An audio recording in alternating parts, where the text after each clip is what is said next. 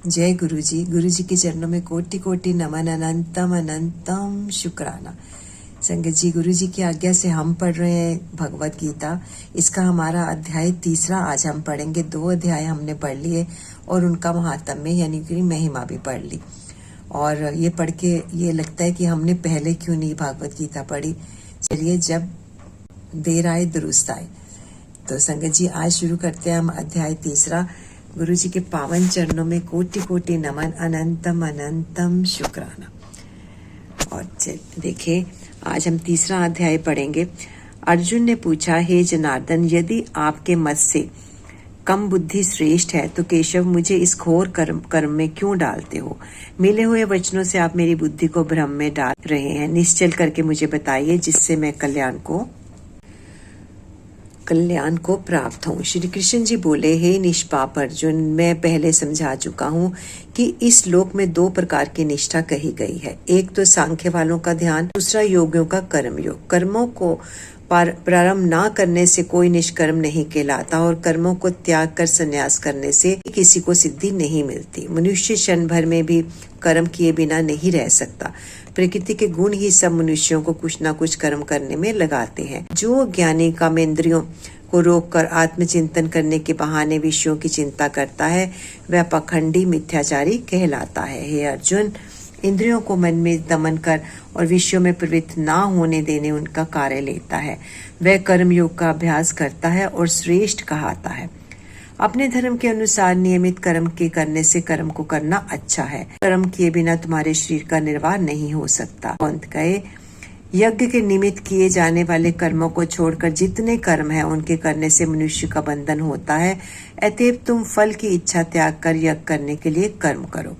सृष्टि के आरंभ काल में ब्रह्मा जी ने यज्ञ सहित प्रजा को उत्पन्न कर प्रजा से कहा था, यज्ञादि कर्म करके वृद्धि को प्राप्त हो गए, यही कर्म तुम्हारे निमित्त कामधेनु होंगे। इस यज्ञ से तुम देवताओं को संतुष्ट करते रहो और देवता भी तुमको संतुष्ट करेंगे।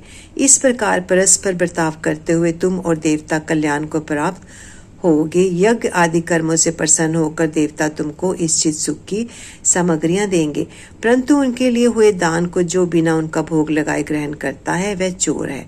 5 महायज्ञ करके जो शेष बचा हुआ भोग ग्रहण करते हैं वे पापों से मुक्त हो जाते हैं, और जो अपने निमित्त ही अन्न पकाते हैं वे पापी मनुष्य पाप को भी भक्षण करते हैं।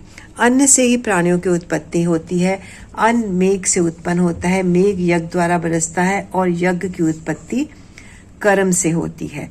कर्म की उत्पत्ति ब्रह्मा से हुई है और ब्रह्म अक्षर परमात्मा से। इस कारण सदा पदार्थों में लगे रहने वाला जो ब्रह्म है वह सब यज्ञों में प्रस्तुत है। हे पार्थ, इस प्रकार चलाए हुए कर्म चक्र के अनुसार जो नहीं चलता है वह पापमय है और उसका जीवन व्यर्थ है।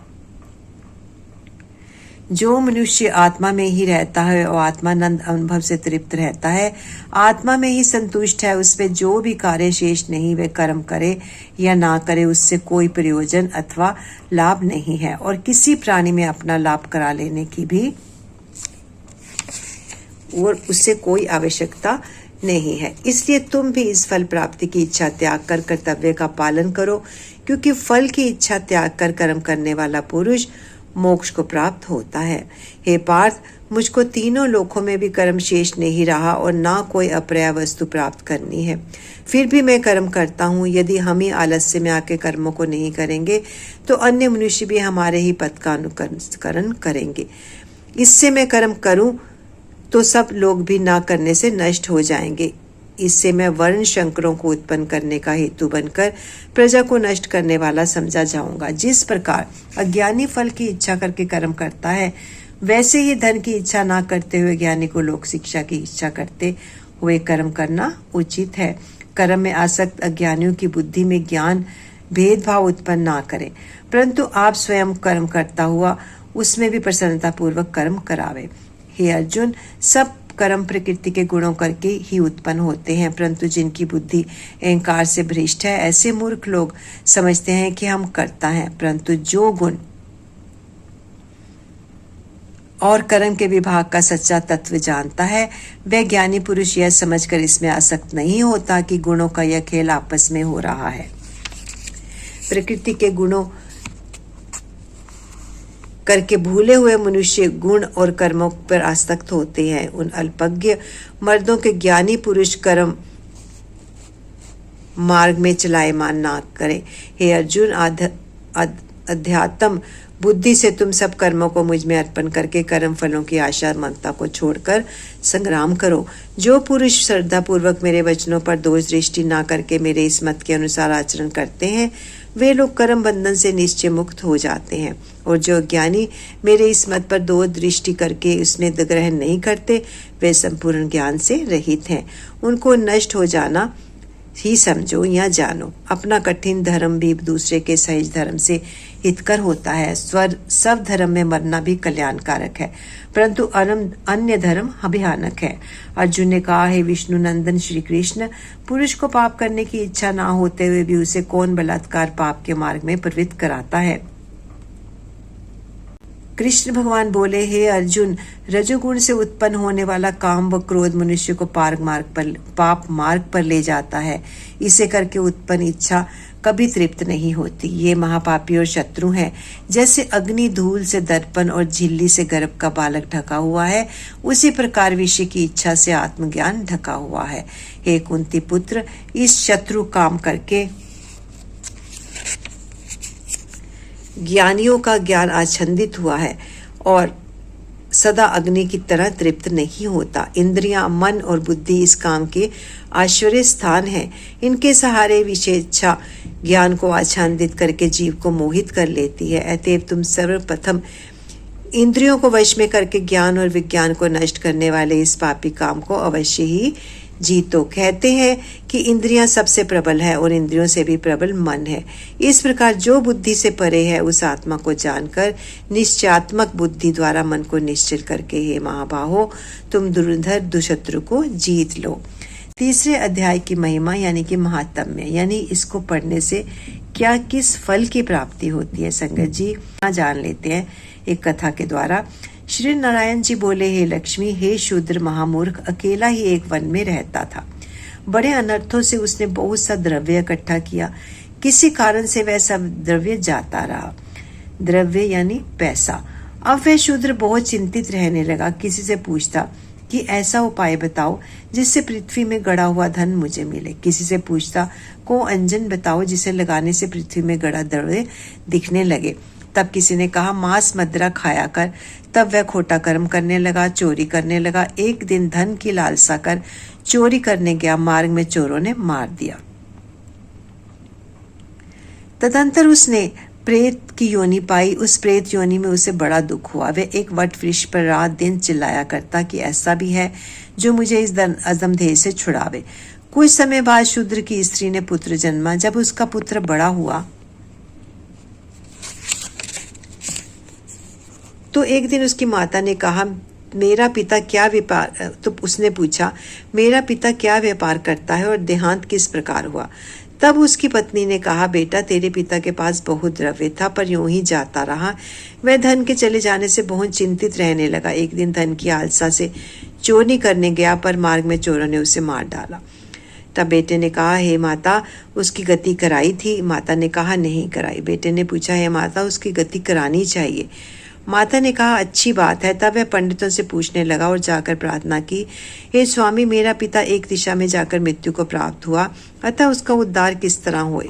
पंडितों ने कहा, तू गया कि जाकर उसकी गति कर और पितरों का उद्धार होगा। यह सुन उसने माता की आज्ञा ले गया जी को गमन किया। प्रयागराज का दर्शन स्नान करके आगे को चला। रास्ते में एक वृक्ष के नीचे बैठ गया। वहां उसको बड़ा भय प्राप्त हुआ। वह वही वृक्ष था जहां उसका पिता प्रेत योनि को प्राप्त हुआ था। उसी जगह चोरों ने उसको मारा था। तब उस बालक ने अपना गुरु मंत्र पढ़ा। उसका एक और नियम था, वह अध्याय श्री गीता जी का नित्य पाठ किया करता था। उस दिन उसके पिता ने प्रेत की योनि में सुना तो सुनते ही उसकी प्रेत योनि छूट गई और देवदेही पाई। स्वर्ग से विमान आया और वह विमान पर चढ़कर पुत्र के सामने आया और आशीर्वाद देकर कहा, हे पुत्र, मैं तेरा पिता हूँ जो मरकर प्रेत हुआ था। तेरे इस पाठ करने से मेरी देही हुई है। अब मेरा उद्धार हुआ है और तेरी कृपा से मैं स्वर्ग को जाता हूँ। अब तो गया जी को अपनी खुशी से जा। इतना सुनकर पुत्र ने कहा, हे पिताजी, कुछ और आज्ञा करो जो मैं आपकी सेवा करूं।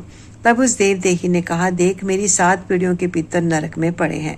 अब तो गीता के 3रे अध्याय का पाठ कर कर उनको भी उस दुख से मुक्ति प्रदान कर। इतना वचन कहकर वह देवदेही स्वर्ग को गई। तब उस बालक ने वहीं पर पुनः गीता जी के 3रे अध्याय का पाठ किया और सब पितरों को उसका पुण्य देकर वैकुंठगामी किया। प्राणी श्री गीता जी का पाठ करें या श्रवण करें, उसका फल कहाँ तक कहने में नहीं आ सकता। तब श्री भगवान जी बोले, हे लक्ष्मी, वह 3रे अध्याय का जो फल मैंने तुमको कहा वह तुमने सुना है। संगत जी, पाठ को यहीं पर विराम देते हैं। कल पढ़ेंगे हम 4था अध्याय। आज हमने पढ़ा 3रा अध्याय और उम्मीद करती हूँ कि आप सब ने यह अध्याय सुना होगा, और जिन्होंने नहीं पढ़ा तो संगत जी एक बार जरूर पढ़ें या सुन भी सकते हैं। मैं बोल रही हूँ तो आप सुनिए भी इसे। गीता से बढ़कर कोई चीज़ नहीं संगत जी। गीता का पाठ एक बार जरूर सुनना चाहिए। आइए गुरु जी से आज्ञा लेते हैं पाठ को विराम करने की। ओम नमः शिवाय, शिव जी सदा सहाय। ओम नमः शिवाय, गुरु जी सदा सहाय। शुक्राना गुरु जी, शुक्राना गुरु जी, आप इतना पवित्र पाठ हमसे करा रहे हैं। आपके कहने पर हमने शिव पुराण पढ़ी, आपकी आज्ञा से हमने सुंदरकांड का पाठ किया। शिव जी, शिव शंकर भोलेनाथ हम सब पर कृपा बनाए रखें। जैसे आपकी अनुमति होती है गुरु जी, हम वैसा ही करते हैं। ओम नमः शिवाय, शिव जी सदा सहाय। ओम नमः शिवाय, गुरु जी सदा सहाय। जय गुरु जी। सारी संगत का भला करना। Thank you for everything Guru ji. Thank you so much.